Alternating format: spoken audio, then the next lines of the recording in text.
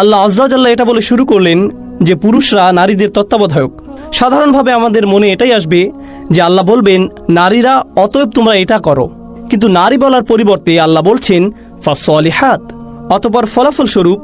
সুতরাং পুণ্যবতী নারীরা, আল্লাহ বলছেন না নারীরা, তিনি বলছেন পুণ্যবতী নারীরা। যেন আল্লাহ নারীদের থেকে প্রথম যেটা আশা করেন সেটা হলো নেককার হওয়া। শুধু নারী হলে হবে না, একজন নারীকে অবশ্যই নেককার হতে হবে। আরবিতে ভালো বলতে কি বোঝায়? সলেহ শব্দটা এসেছে সুলহ থেকে। সুলহ হলো ঝগড়া বিবাদের বিপরীত, দুর্নীতির বিপরীত। যখন কোনো দ্বন্দ্ব বাধে এবং আপনি দুই পক্ষের মধ্যে মীমাংসা করতে চান, তখন আপনি সুলহ করেন। অর্থাৎ পুণ্যবতী স্ত্রীরা পরিবারের সকল দ্বন্দ্ব অবসানের উৎস, তারা শান্তি এবং সমন্বয়ের উৎস। তাদের কারণে রাগ প্রশমিত হয়ে যায়, তাদের কারণে কণ্ঠস্বর নিচু হয়ে যায়।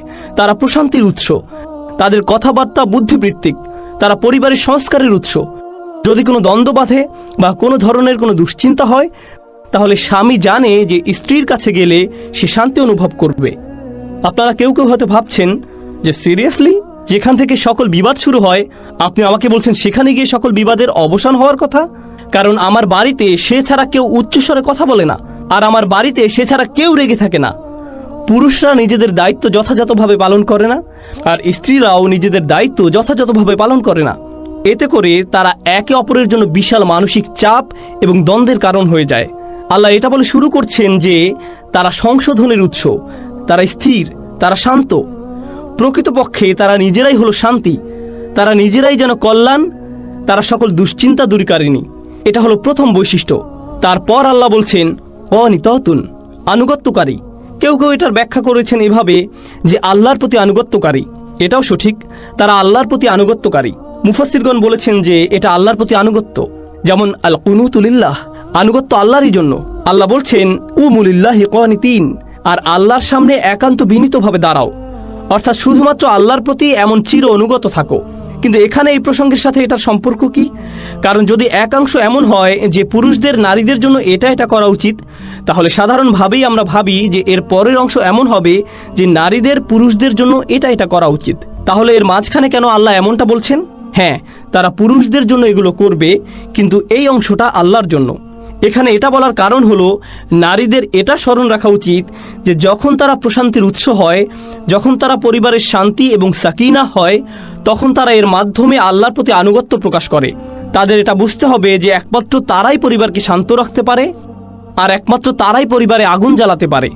ঠিক যেমন এয়ার কন্ডিশনার ঘরের তাপমাত্রা নিয়ন্ত্রণ করে, তেমনিভাবে নারীরা ঘরের আবেগ অনুভূতির তাপমাত্রা নিয়ন্ত্রণ করে। এই নিয়ন্ত্রণ তাদের হাতে, আর তাদের উচিত এই তাপমাত্রা ঠান্ডা রাখা। কারণ এটার মাধ্যমে তারা আল্লাহ তাআলারই আনুগত্য করে, এটার মাধ্যমে তারা আল্লাহর প্রতি অনুগত হওয়ার অধীর আগ্রহ প্রকাশ করে। তাদের উচিত পরিবারের শান্তির উৎস হওয়া। পরিবারে নারী পুরুষ উভয়েরই শান্তি বজায় রাখতে তৎপর থাকা উচিত। পুরুষরা সকল দিক থেকে নারীদের খেয়াল রাখে, আর তার বিনিময়ে নারীরা পরিবারের শান্তি বজায় রাখে। কিছু অসুস্থ সম্পর্ক এমন হয় যে একজন বলতে থাকে শান্ত হও, শান্ত হও, ঠিক হয়ে যাবে, সব ঠিক হয়ে যাবে, রেগে যেও না, প্লিজ রেগে যেও না। যতই সেগুলো বলে ততই অপরজন বলতে থাকে না, আমার সাথে কথা বলো না, আমাকে একা ছেড়ে দাও, ইত্যাদি ইত্যাদি।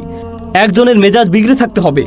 হয়তো স্বামী খুব রেগে আছেন আর স্ত্রী তাকে শান্ত করার চেষ্টা করছে, অথবা স্ত্রী রেগে আছে আর স্বামী তাকে শান্ত করার চেষ্টা করছে, আর তারা এটাকে এক ধরনের ক্ষমতা, আরেকজনকে নিয়ন্ত্রণের একটা পদ্ধতি হিসেবে দেখে।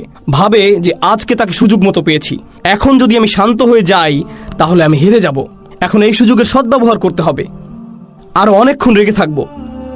এই বিষয়টাকে কত দূর টানতে পারি দেখি। কাউকে নিচু করা, দমিয়ে রাখা আল্লাহ আজ্জা ওয়া জাল্লার নির্দেশের বিপরীত। আল্লাহ তাআলা বলছেন অনিততুন। তারপর তিনি নারীদের জন্য আরেকটি দায়িত্ব যোগ করেছেন। তিনি বলেছেন হাফিজাতুল লিল গায়ব, তারা লোকচক্ষুর অন্তরালে হেফাজতকারিনী। এটার অর্থ কি? এটার অর্থ হলো যখন স্বামী বাইরে কাজে থাকেন, তখন স্ত্রী এমন কোনো কাজ করবে না যা তার স্বামী পছন্দ করেন না। সে এমন কারোর সাথে কথা বলবে না যার সাথে কথা বলা তার স্বামী পছন্দ করেন না।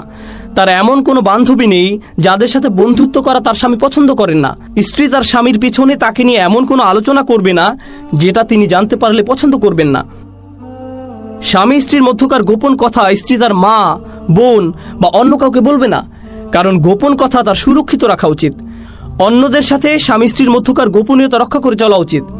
তবে স্ত্রী যদি নির্যাতনের শিকার হন, স্বামী যদি স্ত্রীকে মারধর করে, গালি দেয়, স্ত্রীর সাথে আবোল তাবোল কিছু করে, তখন স্ত্রীর উচিত হবে এমন কারো শরণাপন্ন হওয়া যে তাকে সাহায্য করতে পারবে। স্ত্রী যখন ভাবেন যে আমার কারোর সাথে কথা বলা লাগবে, আর তিনি স্বামীকে তীব্র ভৎসনা করতে থাকেন, অথবা স্ত্রী এমন বিষয়ে অন্যদেরকে বলেন যা স্বামী তাকে গোপন রাখতে বলেছিল, অথবা স্ত্রীর এমন সংযোগ, বন্ধুবান্ধব, সহযোগী বা সঙ্গী আছে যা স্বামী পছন্দ করেন না, কিংবা স্ত্রী এমন এমন জায়গায় যাচ্ছে যেসব জায়গাতে যাওয়া স্বামী কখনোই পছন্দ করবে না, স্ত্রী এমন জায়গায় যাচ্ছে স্বামী যদি তাকে সেখানে দেখে তাহলে খুবই দুঃখিত হবে এবং খুবই কষ্ট পাবে, তারপরেও স্ত্রী সেসব জায়গায় যাচ্ছে এবং ভাবছে যে স্বামী তো আর জানতে পারছে না, তাই সমস্যা নেই। আল্লাহ বলছেন হাফিজাতুল লিল গায়ব, তাদেরকে লোকচক্ষুর অন্তরালে হেফাজতকারিনী হতে হবে। এর একটা অর্থ হলো স্ত্রী সে সকল বিষয় হেফাজত করবে যা স্বামীর কাছে অপ্রত্যক্ষ। বিমা হাফিজাল্লাহ, আল্লাহ যা হেফাজতযোগ্য করে দিয়েছেন। হাফিজাতুল লিল গায়ব বিমা হাফিজাল্লাহ, আল্লাহ যা হেফাজতযোগ্য করে দিয়েছেন লোকচক্ষুর অন্তরালে তারা তার হেফাজত করে। স্ত্রীর উচিত নয় তার স্বামীর থেকে কোনো কিছু গুপ্ত রাখা। স্ত্রীর উচিত নয় ফোনে পাসওয়ার্ড দিয়ে রাখা। স্বামী যখন বলে তোমার ফোনটা কি দেখতে পারি, তখন স্ত্রী বলে না। কেন? না, দাঁড়াও আমি সব কিছু ডিলিট করে দেই। ঠিক আছে, এবার দেখতে পারো। কেন? স্ত্রীর ব্যক্তিগত সব কিছু স্বামীর সাথে শেয়ার করা উচিত। স্ত্রীরা স্বামীদের পোশাক স্বরূপ, স্বামীরা স্ত্রীদের পোশাক স্বরূপ। স্বামী অথবা স্ত্রীর থেকে কোনো কিছু লুকিয়ে রাখতে নেই। স্বামী স্ত্রীকে একে অপরের কাছে সম্পূর্ণ স্বচ্ছ থাকা উচিত। রাসূলুল্লাহ সাল্লাল্লাহু আলাইহি সাল্লাম তার স্ত্রীদের সাথে গোপন বিষয় নিয়ে আলোচনা করতেন। وإذ أسر النبي إلى بعض أزواجه حديثا, যখন নবী তার এক স্ত্রীকে গোপনে একটি কথা বলছিলেন সাল্লাল্লাহু আলাইহি সাল্লাম, রাসূলুল্লাহ সাল্লাল্লাহু আলাইহি সাল্লাম তার অতীব গোপনীয় এবং কঠিন সময়ে তার স্ত্রীদের কাছে গিয়েছিলেন। যদি স্বামী স্ত্রী একে অপরের পোশাক স্বরূপ না হতে পারে, তাহলে তারা আল্লাহর আদেশ অমান্য করছে। যখন কেউ একটা পোশাক পরে থাকে, তখন তার পোশাক আর তার মধ্যে কোনো ব্যবধান থাকে না। স্বামী বা স্ত্রীর কাছে কোনো কিছু লুকিয়ে রাখবেন না। এটাই একজন সঙ্গীর বৈশিষ্ট্য, এটাই স্বামী বা স্ত্রীর বৈশিষ্ট্য। যখন আপনি এমনটা করতে পারবেন না, আর যখন শুধু স্ত্রীর কাছে সীমাবদ্ধ থাকার মতো বিষয়গুলো এবং শুধু স্বামীর কাছে সীমাবদ্ধ থাকার মতো বিষয়গুলো অন্যদিকে চলে যায়, তখন এটা নারীদের করণীয় বিষয়সমূহের